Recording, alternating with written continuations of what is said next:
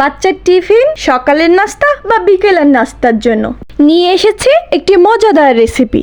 আসসালামু আলাইকুম, কেমন আছেন সবাই? আজকে নিয়ে এসেছি স্যান্ডউইচ রেসিপি। চলুন কথা না বাড়িয়ে শুরু করি।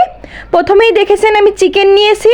চুলায় একটি কড়াই বসিয়ে তার মধ্যে কিছু পরিমাণ পানি দিয়ে হাফ চামচ গোলমরিচ, লবণ আর আদা রসুন পেস্ট দিয়েছি। এর মধ্যে চিকেনটা দিয়ে সিদ্ধ করে নিব। চিকেনটা সিদ্ধ হয়ে গেলে সেটি তুলে আমরা সুন্দর করে কাঁটা চামচ দিয়ে চিকেনটা ঝুরা ঝুরা করে নেব।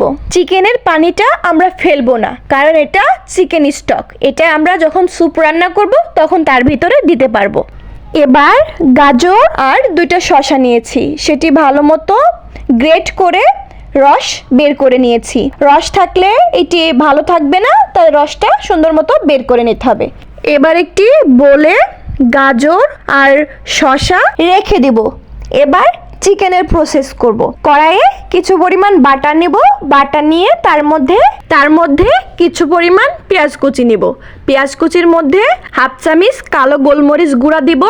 দিয়ে চিকেনটা দিয়ে হালকা একটু ভেজে নিব, কয়েক সেকেন্ড, বেশিক্ষণ ভাজা যাবে না। তার মাঝখানে আমি কিছুটা লবণ দিয়েছিলাম, দিয়ে সুন্দর মতো নামিয়ে নেব।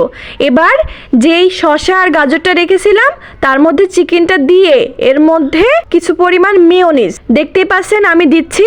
এই মেয়োনিজের বোতল থেকে মেয়োনিজ বের করা খুব কঠিন, তাই আমি খুলেই মেয়োনিজটা দিচ্ছি। এর মধ্যে আমি কিছু পরিমাণ চিনিও দিয়েছিলাম। মেয়োনিজ দিতে হবে, মেয়োনিজ একটু বেশি পরিমাণই লাগে, আর লেবুর রস দিতে হবে।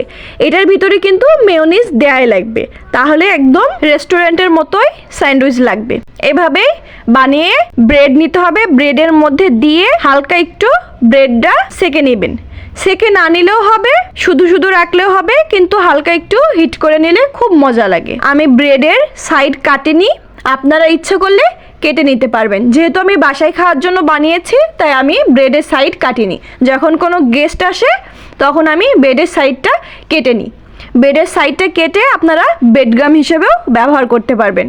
এইভাবে আমি ছেঁকে নিয়েছিলাম, নিয়ে সুন্দর মতো পরিবেশন করেছিলাম। দেখেই বুঝতে পারছেন কতটা মজা হয়েছে। খেতেও ভীষণ মজা হয়েছিল।